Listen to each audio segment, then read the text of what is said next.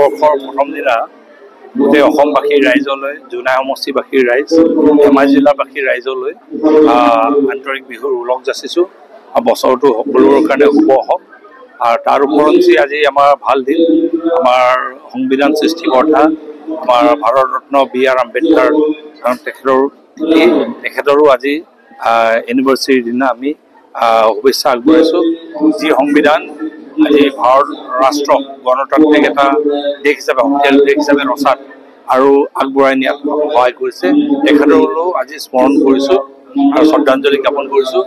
আৰু আশা ৰাখিছোঁ সকলো জাতি জনগোষ্ঠীয় সম্প্ৰীতিৰে অসমত আমি যেন আগুৱাই যাওঁ, তাকে কামনা কৰিছোঁ। আজিৰ দিন প্ৰথমতে মই আমাৰ জিলাবাসী, অসমবাসী মই নতুন বছৰৰ ৰঙালী বিহুৰ শুভেচ্ছা জনাইছোঁ।